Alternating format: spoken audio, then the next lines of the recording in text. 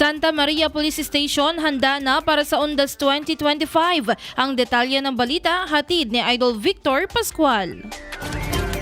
Tiniyak ng lokal na pamahalaan at mga katuwang na grupo sa Santa Maria na magiging maayos at ligtas ang paggunita ng Undas ngayong taon sa ilalim ng programang Ligtas Undas 2025. Mula Oktubre 29 hanggang Nobyembre 2, inilatag na ang mga hakbang para sa Bantay Undas Operations kabilang ang paglalagay ng mga Motorist Assistance Center sa mga pangunahing kalsada upang tulungan ang mga biyahero at magbigay ng agarang aksyon sa mga insidente sa daan. Sa loob at paligid ng mga sementeryo, itinayo rin ang Police Assistance Desk upang mabilis na matugunan ang mga reklamo, nawawalang gamit o anumang emergency ng mga bumibisita sa kanilang mga yumaong mahal sa buhay. Ipinaskil din sa mga sementeryo ang mga paalala hinggil sa mga ipinagbabawal na dalhin tulad ng matutulis na bagay, alak at malalakas na sound system upang mapanatili ang katahimikan at kabanalan ng lugar. Hinikayat ng mga otoridad ang publiko na maging maaga sa pagbisita, sumunod sa mga lituntunin at makipagtulungan sa mga nakatalagang Bantay Undas teams upang matiyak ang maayos, payapa at ligtas na paggunita ng Undas 2025 sa buong bayan. Para sa IFM News, ako si Idol Victor Pascual.